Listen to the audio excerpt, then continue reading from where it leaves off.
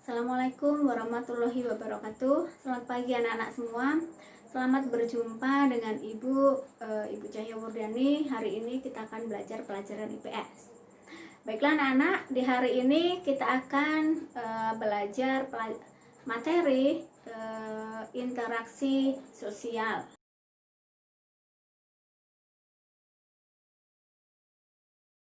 Baiklah, mari kita mulai yang pertama. Kita belajar pengertian dari interaksi sosial. Anak-anak semua, ada tidak yang merasa bahwa dia bisa hidup tanpa bantuan dari orang lain? Ada? Misalnya, oh aku bisa hidup tanpa kamu, tanpa bantuan dari orang lain. Ada tidak yang merasa seperti itu? Ada? Tidak? Oh, jelas. Kita tidak bisa hidup tanpa bantuan dari orang lain. Karena kita sebagai makhluk sosial, kita pasti membutuhkan orang lain di dalam kehidupan kita. Nah, anak-anak semua, tanpa kalian sadari sebenarnya kalian sudah melakukan kegiatan interaksi sosial dari kalian lahir. Karena begitu kita lahir di dunia, kita pasti sudah melakukan kegiatan interaksi sosial, walaupun belum secara luas, masih berinteraksi dengan anggota keluarga kita, dengan ayah, ibu, adik, kakak. Kemudian ketika kalian nanti sudah agak besar, berinteraksi dengan teman sepermainan, kalian sekolah berinteraksi dengan teman sekolah dan lain sebagainya.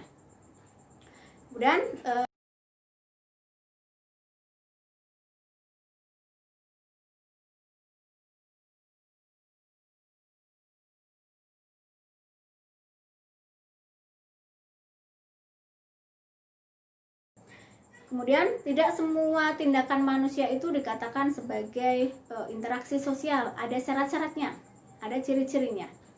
Nah, kalau ciri-cirinya yang pertama adalah jumlah pelakunya lebih dari seorang atau lebih dari satu individu. Contohnya misalnya, kalian membaca buku, bermain boneka, atau misalnya bermain mobil-mobilan, itu belum bisa dikatakan sebagai interaksi sosial. Mengapa? Karena hanya melibatkan satu orang individu atau satu individu saja. Nah, yang dikatakan sebagai interaksi sosial itu minimal ada 2 orang atau lebih. Misalnya, dan yang kedua bisa berlangsung secara timbal balik. Yang kedua berlangsung secara timbal balik. Kemudian yang ketiga adanya komunikasi antar pelaku, dan yang keempat adanya tujuan tertentu. Kemudian syarat terjadinya interaksi sosial. Ternyata ada 2 syaratnya, nak. Yang pertama adalah adanya komunikasi dan adanya kontak sosial. Kalau komunikasi bisa berlangsung secara langsung. Misalnya kita saling menyapa, misalnya kamu bertemu dengan ibu, kita saling menyapa, selamat pagi ibu, assalamualaikum. Kemudian kamu bertemu dengan teman yang lain, hai, itu dikatakan sebagai interaksi sosial karena sudah adanya komunikasi. Atau mungkin juga terjadi kontak sosial, kita tidak saling menyapa, tapi terjadi adanya kontak sosial, saling melambaikan tangan, tersenyum. Nah, itu dikatakan juga sudah melakukan kegiatan interaksi sosial. Kemudian ternyata interaksi sosial yang kita lakukan itu ada beberapa faktor yang mempengaruhinya. Yang pertama adanya faktor imitasi. Faktor imitasi adalah faktor proses seseorang mencontoh orang lain atau kelompok lain. Contoh yang paling sederhana adalah ketika di rumah kalian yang perempuan, misalnya anak-anak perempuan melihat orang tua kalian, ibu kalian misalnya memakai bedak, memakai lipstik dan lain sebagainya, otomatis ikut-ikutan orang tuaku, ikutan ibu aku memakai bedak, memakai lipstik. Itu adalah kegiatan dari imitasi. Atau mungkin juga yang laki-laki, misalnya orang tuanya atau ayahnya membersihkan mobil atau mencuci sepeda motor, kamu meniru kegiatan dari orang tuamu tadi.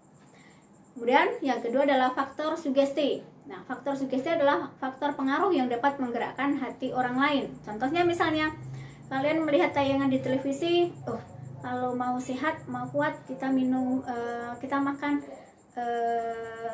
biskuit A misalnya. Nah, berarti kalau aku mau kuat, mau jadi seperti dia, aku harus makan dari biskuit A.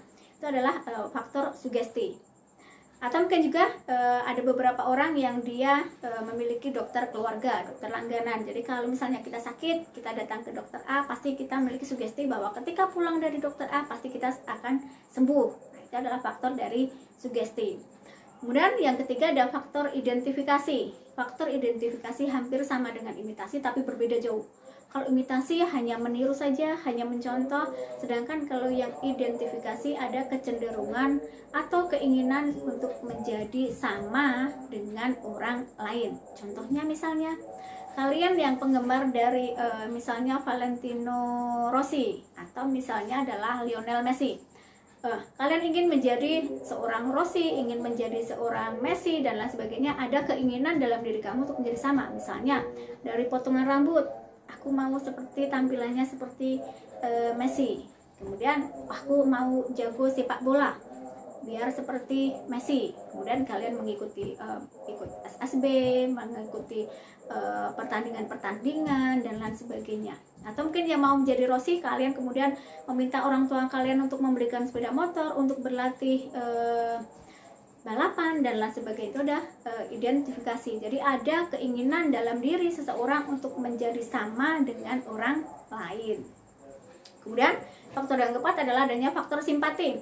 Kalau faktor simpati adalah kemampuan dalam diri seseorang untuk merasakan seolah-olah merasakan keadaan dari orang lain. Contohnya ada teman yang sakit, kasihan ya si A, dia sakit. Kemudian ada yang si B misalnya, dia menjadi juara mewakili sekolah kita, menjadi juara di kabupaten.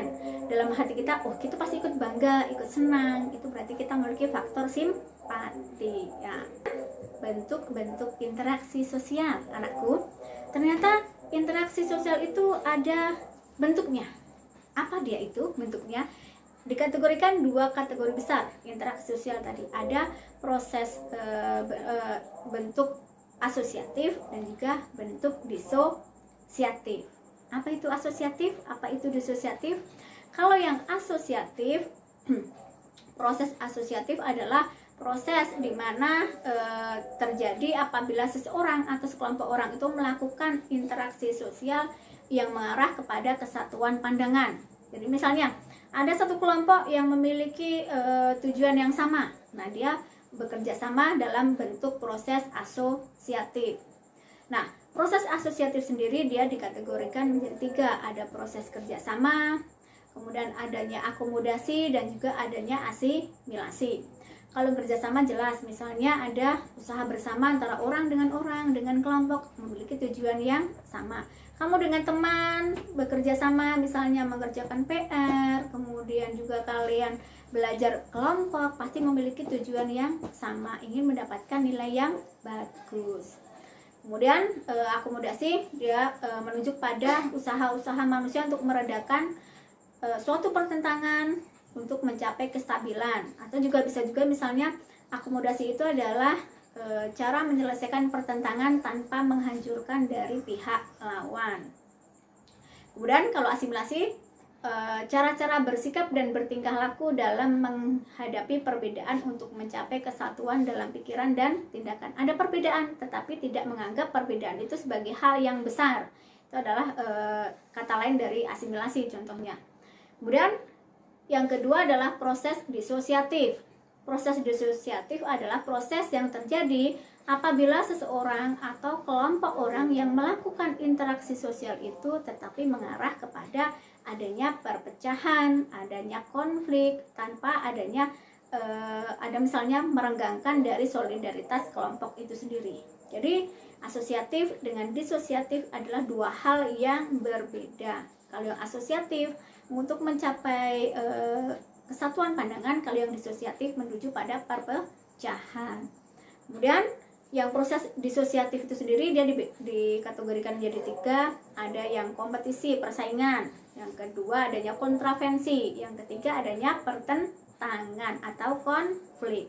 Nah, kalau yang kompetisi atau persaingan, contohnya adalah misalnya bersaing untuk menjadi juara umum, atau dalam pertandingan sepak bola berkompetisi untuk menjadi juara liga misalnya, atau juara pertandingan sepak bola antar sekolah. Nah, itu adalah adanya kompetisi. Kemudian kalau yang kontravensi, dia lebih pada sikap mental yang tersembunyi. Sebenarnya dia tidak senang dengan A, tetapi dia menyimpan dalam hati. Itu adalah kontravensi. Itu dalam bahasa yang sederhana. Kemudian kalau yang pertentangan atau konflik adalah proses di mana individu atau kelompok berusaha untuk memenuhi tujuannya dengan jalan menentang pihak lawan yang disertai dengan ancaman dan kekerasan. Misalnya ada terjadi tawuran pelajar, terjadi tawuran pelajar, itu adalah contoh dari pertentangan, tapi tidak boleh ditiru. Pertentangan namanya tawuran pelajar, tawuran warga tetap harus kita hindari karena itu adalah contoh dari hal yang negatif. Bagaimana anak-anak? Ada yang mau ditanyakan atau yang belum paham tentang interaksi sosial? Baiklah, itu tadi penyampaian materi dari Ibu tentang interaksi sosial. Kita lanjutkan pada materi berikutnya. Sekian dan terima kasih. Wassalamualaikum warahmatullahi wabarakatuh.